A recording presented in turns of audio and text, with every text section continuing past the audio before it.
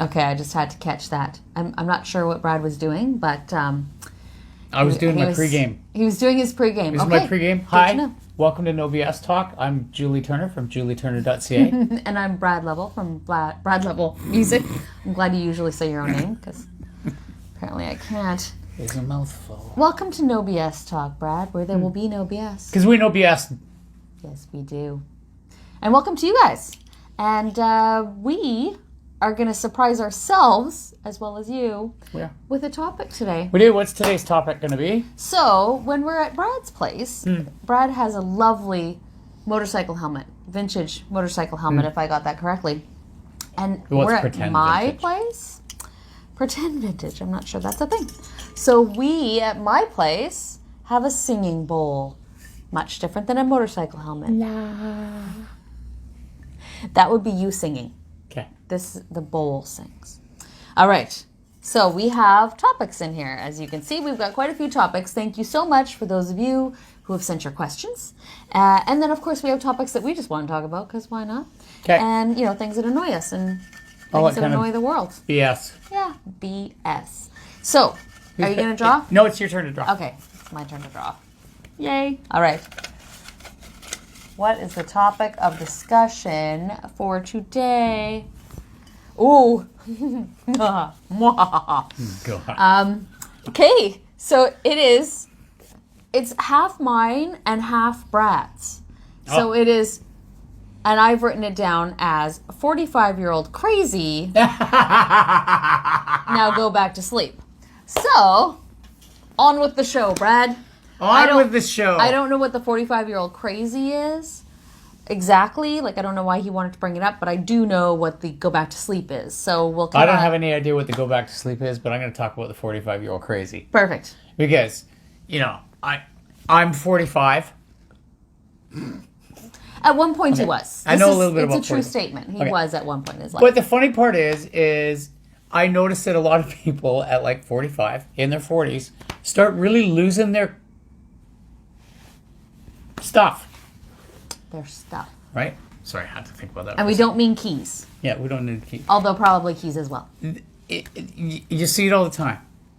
It's like, I'm sick of this. And, it's like relationships start falling apart. And I'm not sure why he's finding this I call it today, 45-year-old crazy. And I don't know how really to define it other than the fact that people get to a certain point in their lives and it's like, all of a sudden, these thoughts start coming in, and relationships, all of that stuff just starts to mutate. And I have always just kind of said, well, if you can get past that point in your life, it's almost like being a teenager. It is very much like being a teenager. It's like being a teenager. It's just like everything gets solved with wine nights and book clubs. And, stuff like that, right? Oh, that's awesome. So I'm totally generalizing, and it's a kind of a very light topic, but I'm sure there's something to this because I've just seen so many people in their 40s lose their stuff. Awesome. So the show is called No BS Talk. So it's KNOW BS Talk. So no BS, understand BS is what we're getting at here. So I love that he brings this topic to the table. So thank you, Brad, for bringing that topic to the table. I don't really know if I did a very good job, but I think you kind of just alluded to yourself when you were 45 is what I think you just did. Because I'm 46. So I don't think I lost my crap at 45. I lost it a long time ago, and I just never bought it back. I've been in that state for a while. And that's actually what I want to reference with go back to sleep. Okay. Enlighten me. Okay, so the way that I see this subject is often when we're in our mid-30s, mid-40s, they call it midlife crisis. But the fact is that it happens often in our lives. So when you're a teenager, you lose your stuff. When you're, in your 20s, you lose it. When you're in your 40s, you lose it. When you're in your 70s, you lose it. But the problem with losing it in your 30s and 40s is that tends to be, not for everyone, but tends to be a time in your life when you've got to maintain things. You've got kids.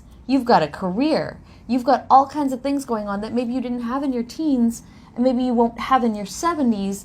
So you're kind of on those ends. You're able to lose it a little bit more without affecting your whole life so much.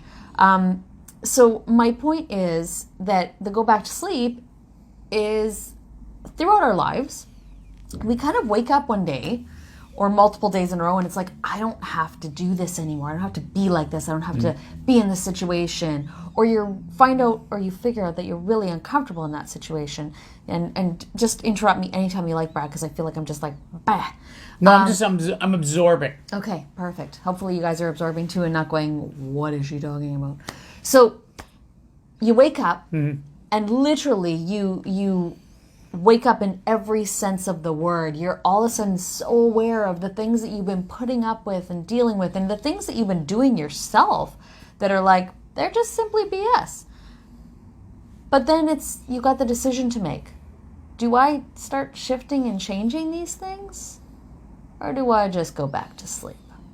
And that's why I Is it added the go back to easier sleep. to just go back to sleep? Short term. Yeah.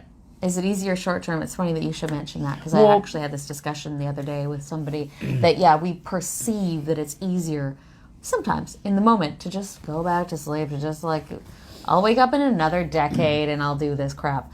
So I'm going to back up a little bit because I say that it's a light topic. And, You were just I presenting wanted it to present it to be light. Yeah. But the fact of the matter is because I'm a little older than 45, and I've watched a lot of people live through 45, it's not really that light of a topic because I've watched Things can explode. lots of things explode. I've watched people explode. I've watched families explode. I've watched relationships explode. Just because it seems like people at 45 end up in this, and again, not 45, it's just they end up in this point where it's like almost desperation mentality. It's like, if I don't do it now, I'm never going to do it. Yeah, it's like Right? that It seems lack to be mentality. all or nothing. Yeah. It's all or nothing. If I don't leave now, I'm never going to get to leave. If I don't fix this now, it's like it becomes almost like this. Change career now. It's got to whatever. be, it's almost bipolar. Yeah. And so I don't know enough about, psychology because I'm not a psychologist. I just watched it happen. Well, and psychologists don't know about psychology half the time, so it's all good. It's like stock market analysts. Anyway. I sense another issue there. My apologies to any stock market analyst. I'm just using you for comedic purposes.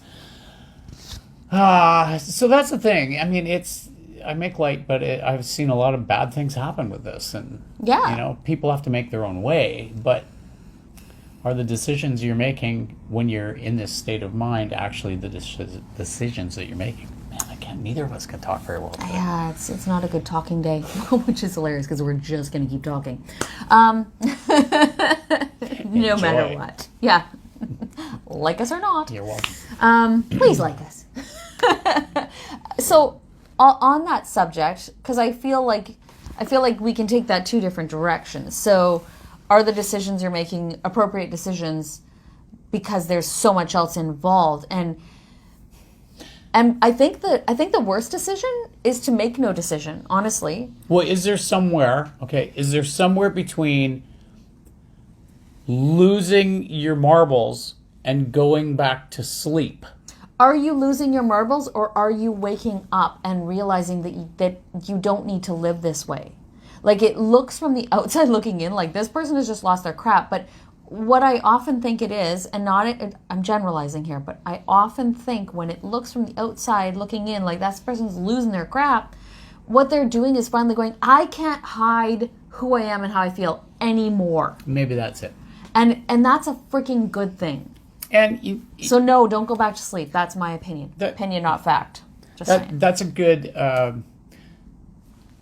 insight on it, because when you look at people at that age, chances are they've got kids that are kind of moving into teens. They're kind of maybe seeing the light at the end of the tunnel as far as, how much hands-on they have to be with their children. Yeah. So they're actually, in a roundabout way, they're kind of being allowed the time to actually assess their lives and see, to actually look at themselves again. Right. Because as a parent, there's a long period of time where you kind of give up a fair amount of yourself in order to raise your family and that sort of thing, right? Right. So I just want to make sure that we put this in there, that we've talked about this subject, and I've talked about the subject with multiple different people, and this is not a prescription, and we're not telling you to do anything or not do anything, because each of you is an individual. But what I would love you to possibly think about is, if you haven't had this big explosion in your life yet, it may or may not be coming if you aren't living authentically. If you're not living authentically, please start looking at that. Please start looking at who you really are, and are you presenting that way? Are you feeling like you're living your true life? Because if you're not, don't explode about it. Just start doing it incrementally. We've all got other people that we love and care about in our lives, and we don't want to mess with their life. But when we get so far and then this big explosion happens, we sometimes lose the ability to communicate. And then it gets bad.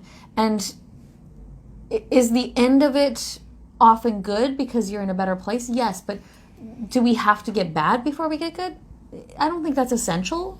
No. I think there's a lot of schools of thought out there that are like, you got to hit bottom before you go back up. BS. You don't have to hit bottom, start going up. That's my thought. How do you feel about that, Brad? Do you think you have to hit bottom before you can go back up? I don't know. That might be another conversation. I think it is a good conversation. I think it's a lot better for people if they don't have to hit bottom before they go back up. Absolutely. If you can catch yourself and go, I'm heading in a destructive place here. But then you read a book once that said, well, you got to hit bottom. And it's like, I don't feel like I'm quite at the bottom, so I'm just going to keep on nosediving for now. Stay tuned for my black hole conversation. Ooh. We got another thing to add to the list now. So I'm sure that we've left you with more questions and answers on this one, which I'm good with. I think that if you have questions, please reach out to us. Sorry. No, that's okay. We love hearing from you. I was just going to say we love hearing from you, and if you have a question because of this, great. We would love to navigate that either on a video or with you personally. Okay, so the summation is, good luck with 45-year-old crazy if that's where you're at. Reach out. And I like JulieTurner.ca. I like your idea of really trying not to hit bottom before you start going up, because bottom sucks. Bottom absolutely can suck for sure. Yep. So, JulieTurner.ca. Reach out if you have questions, or you can reach out to BradLovellmusic.com. Yes, that's. Or you can post something underneath this. Yeah, underneath this or above this or wherever the heck we are posted right now, because we're just going to throw this knowbstalk.ca everywhere. Perfect. Thank you so much, Brad, for your time today. I should grab the remote before I say goodbye, because it never turns off properly. That was very stealth. Nobody right? noticed that Yeah, at all. no kidding. So smooth. All right. Thanks, Brad. Thanks, Julie. Bye, guys.